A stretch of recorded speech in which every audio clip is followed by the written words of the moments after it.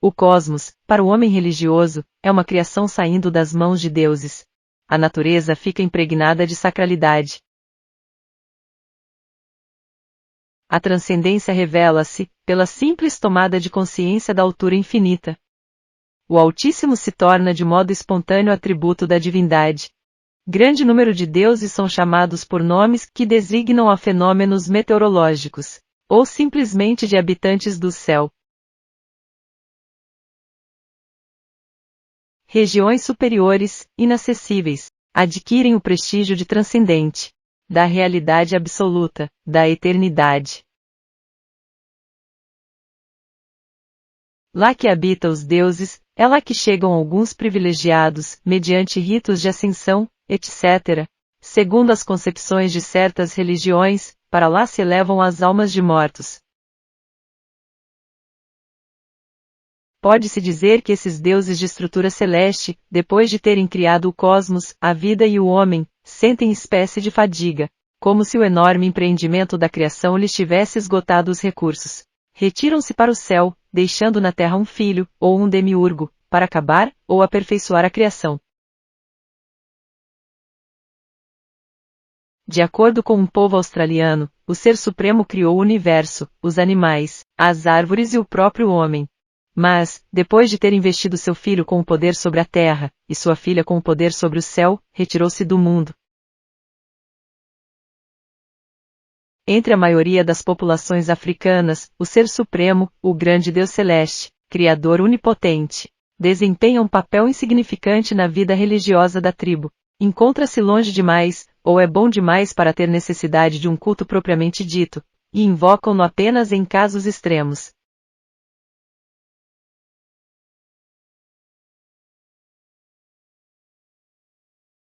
O afastamento divino traduz na realidade o interesse cada vez maior do ser humano, por suas próprias descobertas religiosas, culturais e econômicas. A descoberta da agricultura transforma radicalmente não somente a economia do primitivo, mas, sobretudo, sua economia do sagrado. Outras forças religiosas entram em jogo, a sexualidade, a fecundidade, a mitologia da mulher e da terra, etc. Quando tudo foi tentado em vão, na aflição extrema, e sobretudo em casos de desastres provenientes do céu, tempestade, seca, epidemia, os seres humanos voltam-se para o Ser Supremo.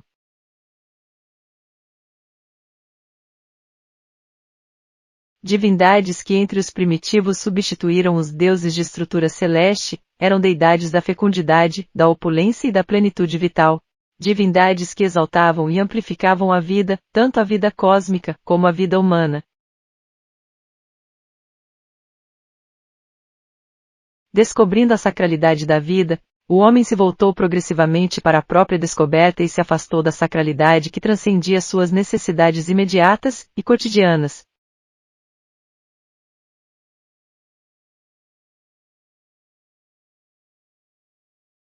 O simbolismo celeste sustenta numerosos ritos de ascensão, de realeza, de escalada, etc. Mitos, a árvore cósmica, a montanha cósmica, e lendas, o voo mágico, etc. Retirado da vida religiosa, o sagrado celeste permanece ativo por meio de simbolismo. Um exemplo é o termo elevado. Graças ao simbolismo lunar, foi possível relacionar e estabelecer correspondências entre fatos tão diversos como o nascimento, a morte, a ressurreição e o devir. O Sol revela outro modo de existência. Embora estivesse em constante movimento para eles, sua forma é a mesma.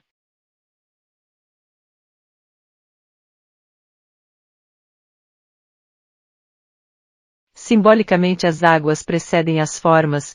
O Espírito de Deus planava sobre as águas, conforme o mito da criação. Esse simbolismo torna transparente, suscetível de revelar a transcendência. O contato com a água comporta simbolicamente uma regeneração.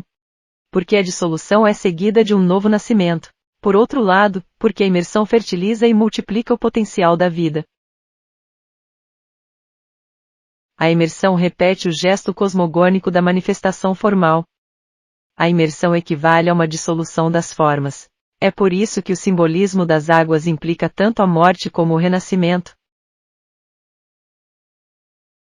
Corresponde ao mito do dilúvio, a segunda morte, ou a morte iniciática pelo batismo. O dilúvio é comparável ao batismo de um ponto de vista de estrutura. E a libação funerária às lustrações de recém-nascidos, ou a banhos rituais primaveris. Em qualquer conjunto religioso em que as encontremos, as águas conservam invariavelmente sua função, desintegram, abolem as formas, e purificam.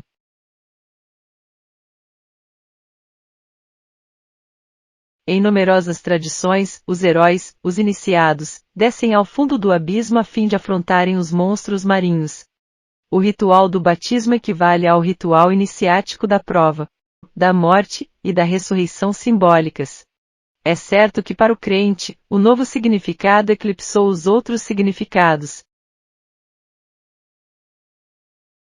Não queremos dizer que o judaísmo e o cristianismo tomaram de empréstimo esses mitos e símbolos das religiões de povos vizinhos. O judaísmo era herdeiro de uma pré-história e de uma longa história religiosas, onde todos esses elementos já existiam.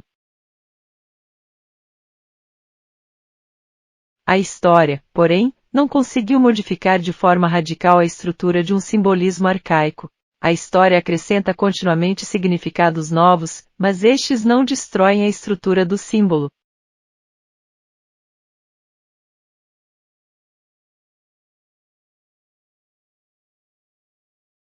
O neófito é enterrado num buraco, e coberto com folhagem, entre vários povos primitivos.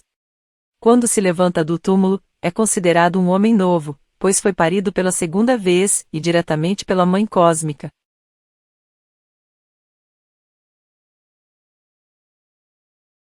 O florescer e o frutificar foram explicados como divinos. Até o cheiro da terra fazia menção à divindade. Segundo as diferentes religiões e culturas, a alimentação é diversamente valorizada. Os alimentos são considerados sagrados, ou um dom da divindade, ou uma oferenda. A divindade é agradecida, antes de se alimentar. Ferir ou cortar, rasgar ou arranhar nossa mãe comum, com trabalhos agrícolas, é um pecado, dizia um indiano de uma tribo. O homem é designado como aquele que nasceu da terra, em várias línguas. Ao morrer, deseja-se reencontrar a terra-mãe, ser enterrado no solo natal. Mitos americanos nos revelam como se passaram as coisas na origem. Os primeiros homens viveram certo tempo no seio da sua mãe. No fundo da terra, em suas entranhas. O moribundo, como o recém-nascido, é deposto no solo na China antiga. Para nascer, ou morrer. Para entrar na família viva, ou na família ancestral. A terra pariu Uranos, segundo Hesíodo. Um ser igual a ela, capaz de a cobrir inteiramente. Outras deusas gregas também geraram sem a ajuda de deuses. A criação cósmica em algumas religiões, ou, a sua realização, é o resultado de uma hierogamia entre o Deus Céu e a Terra-mãe.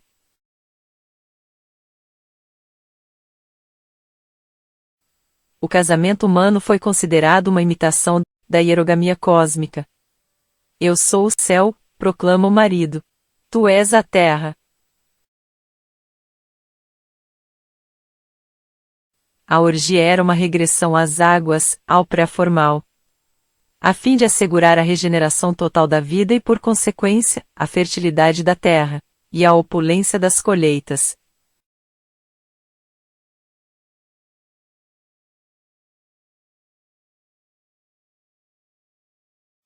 A aparição da vida é, para o homem religioso, o mistério central. A vida vem de qualquer parte que não é este mundo. E finalmente se retira daqui e vai para o além. A vida humana não é sentida, como uma breve aparição no tempo entre dois nadas. A capacidade cósmica de se regenerar é expressa simbolicamente pela vida da árvore. A experiência religiosa da renovação precede e justifica a valorização da primavera, como ressurreição da natureza. A imagem arbórea não foi escolhida unicamente para simbolizar o cosmos, mas também para exprimir a vida, a juventude, a imortalidade, a sapiência. A história das religiões conhece árvores da vida, sabedoria, etc.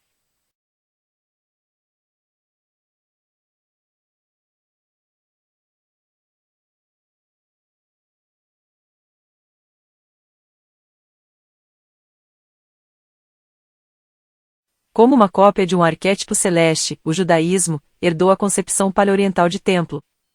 Senaqueribe construiu, segundo o projeto estabelecido desde tempos remotos, na configuração do céu. O corpo é visto como templo no cristianismo. A correspondência também atua, no sentido contrário. A casa ou o templo são considerados como um corpo. O olho da cúpula é um termo frequente em várias tradições. Habita-se o corpo da mesma maneira que se habita uma casa. Na tradição budista, o gesto exemplar de transcendência é ilustrado por Buda, ao proclamar que quebrou o ovo cósmico. As urnas funerárias têm a forma de casa, em certas culturas. Apresentam uma abertura superior que permite à alma entrar e sair, conforme suas crenças. Rituais de passagem. Para algumas culturas, são os ritos realizados imediatamente após o parto, que conferem ao recém-nascido o estatuto de vivo, e somente graças a esses que ele se integra à comunidade de vivos. Referente aos rituais iniciáticos propriamente ditos, convém fazer uma distinção entre as iniciações da puberdade, faixa de idade, e as cerimônias de admissão em uma sociedade secreta. O simbolismo de nascimento acompanha quase sempre o da morte, nos quadros iniciáticos. A iniciação se reduz a uma experiência paradoxal, de morte e ressurreição, ou de segundo nascimento. O simbolismo de renascimento místico se apresenta sob múltiplas formas. Exemplo: candidatos recebem outros nomes, que serão daí para frente seus verdadeiros nomes. O rito de batismo tem a ver com o desejo de que seja irredutível como a morte, o novo nascimento. Durante seu treinamento na selva, aprende os segredos sagrados. Os mitos relativos aos deuses e à origem, os verdadeiros nomes de deuses, o papel e a origem de instrumentos rituais utilizados, durante as cerimônias de iniciação.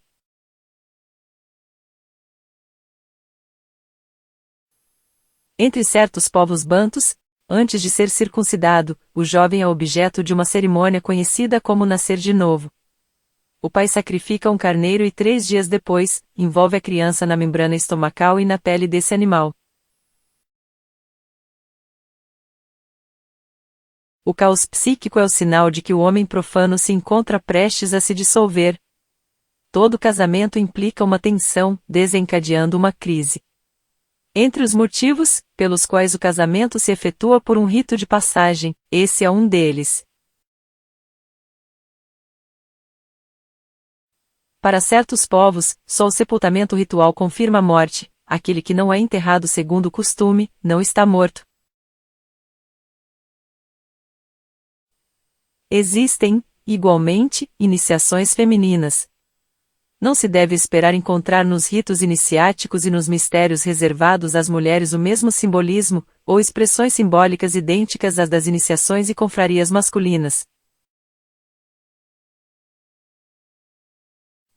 Começa com a primeira menstruação essa iniciação. A jovem é imediatamente isolada, separada da comunidade. A segregação tem lugar em uma cabana especial, na selva, ou em um canto escuro da habitação. Essas meninas acabam por constituir um grupo. A iniciação delas é realizada coletivamente, por monitoras idosas. Essas sociedades estão relacionadas com o mistério da fertilidade e nascimento. O conhecimento sacralizado, e por extensão a sabedoria, são concebidos como fruto de uma iniciação. E é significativo que tanto na Índia antiga como na Grécia se encontre o simbolismo obstétrico ligado ao despertar da consciência suprema. Sócrates comparava-se a uma parteira, ele ajudava o homem a nascer para a consciência de si. Em questões psicológicas, existem semelhanças entre os filhos que Paulo gerou na fé e os filhos do Buda. Ou aqueles que Sócrates partejava, ou ainda os recém-nascidos das iniciações primitivas. Padrões de iniciação ainda sobrevivem no mundo moderno, embora fortemente desacralizados.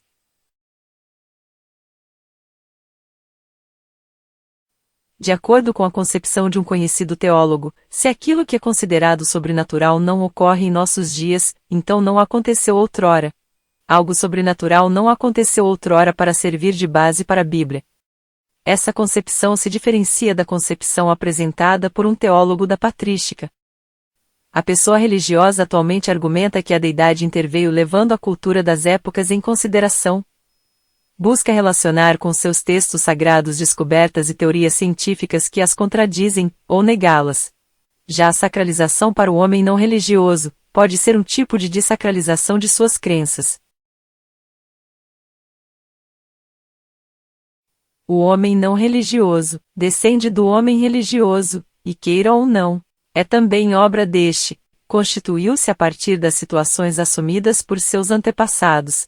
É o resultado de um processo de dessacralização.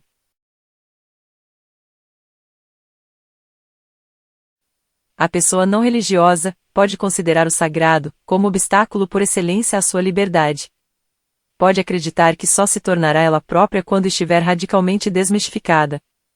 Só será verdadeiramente livre quando tiver matado o último Deus.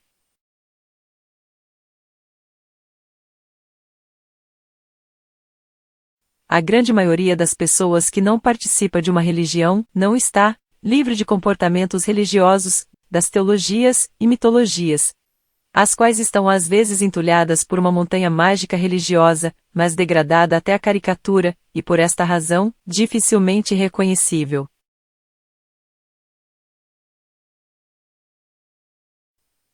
O cinema se utiliza de motivos míticos. A luta entre o herói e monstro, os combates e as provas iniciáticas, as figuras e imagens exemplares, etc.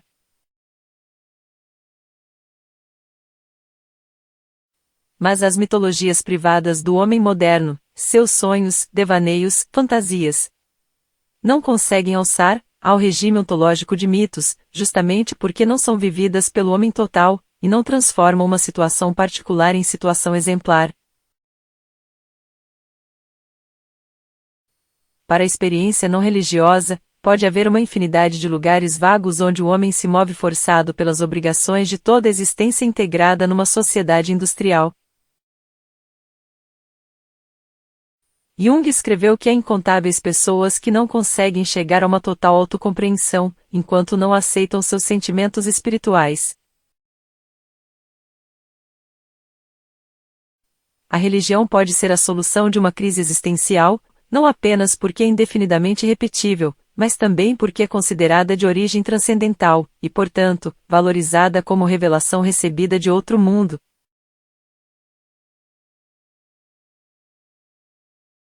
Mesmo técnicas, especificamente modernas como a psicanálise, mantêm ainda o padrão iniciático. O paciente é convidado a descer profundamente em si mesmo, a fazer reviver seu passado, enfrentar de novo seus traumatismos, e do ponto de vista formal, essa operação se assemelha às descidas iniciáticas aos infernos, entre os espectros, e aos combates com os monstros.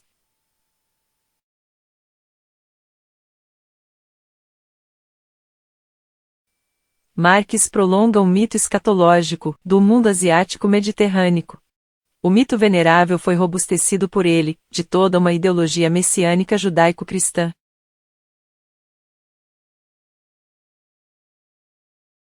Se Eliade era cristão, eu não sei. Eu sei que eu não sou cristã, e sou bem realizada com minhas concepções. Eliade teve relação com o cristianismo, ele tinha um público cristão. Esses fatos e outros podem ter contribuído, para enaltecer um pouco mais, o cristianismo na obra,